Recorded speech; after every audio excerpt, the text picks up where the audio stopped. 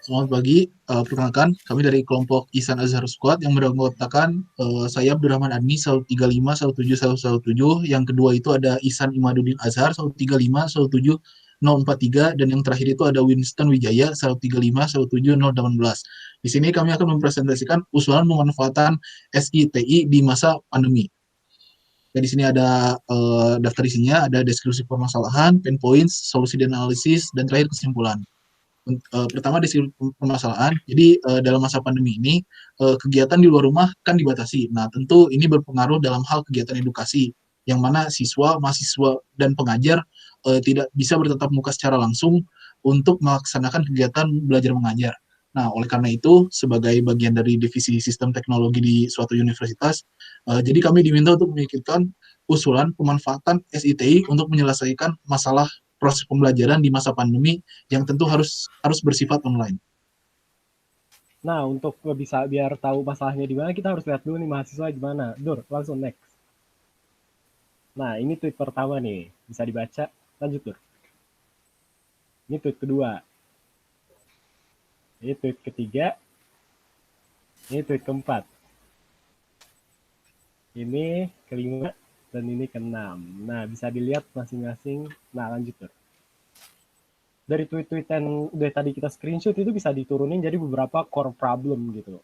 Apa yang terjadi di permasalahan selama pandemi pelajaran jarak jauh. Yang pertama, persebaran informasi yang tidak terstandarisasi. Dosen-dosen menggunakan platform sesuai preferensi mereka, dan itu membuat mahasiswa kebingungan saat mencari informasi harus di mana. Bisa ada di Stay19, bisa ada di Six, bisa ada di Gmail, bisa ada di Line, Classroom, dan lain-lain. Lanjut tuh.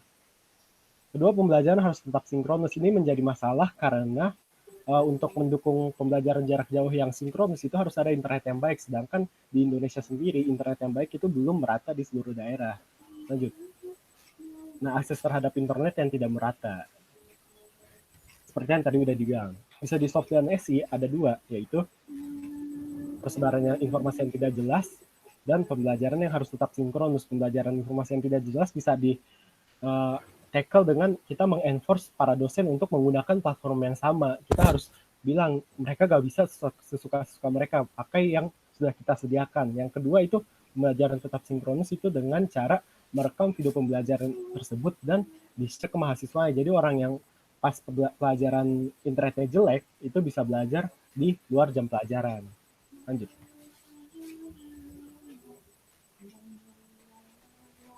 Nah, selanjutnya itu mengenai solusi yang kami tawarkan. Nah, ini secara umum kita menggunakan dua media untuk menggunakan G Suite yang dengan beberapa platform di dalamnya. Kemudian menggunakan WhatsApp. Yang pertama terkait dengan G Suite, itu kita menggunakan beberapa platform seperti Google Classroom untuk penyampaian informasi dan pemberitaan tentang tugas dan sebagainya. Kemudian Google Meet untuk dilakukan untuk video conference atau pembelajaran tatap muka. Kemudian Gmail dan Gdocs untuk pengerjaan tugas-tugas yang lainnya.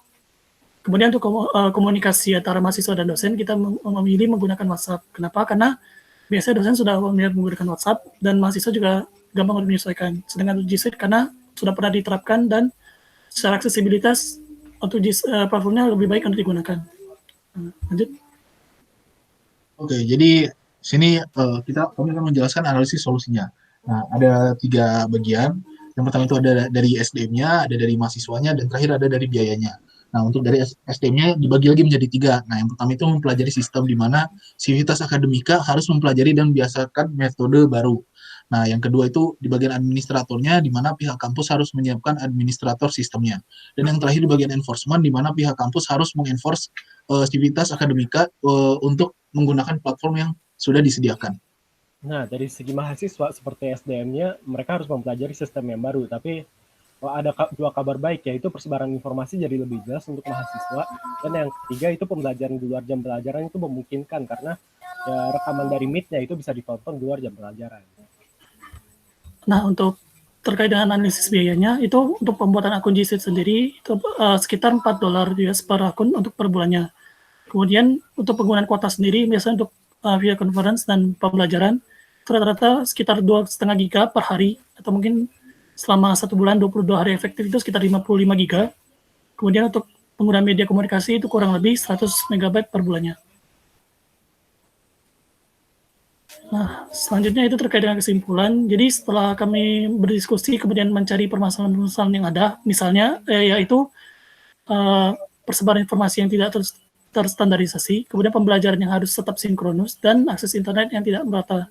Dan kami memperoleh beberapa solusi yang kami simpulkan, yakni pertama menggunakan G Suite sebagai platform dalam kegiatan belajar mengajar dan persebaran informasi. Kemudian menggunakan WhatsApp sebagai medium untuk interaksi antara mahasiswa dan dosen. Oke, sekian presentasi dari kami. Terima kasih dan selamat pagi. Yo. Terima kasih.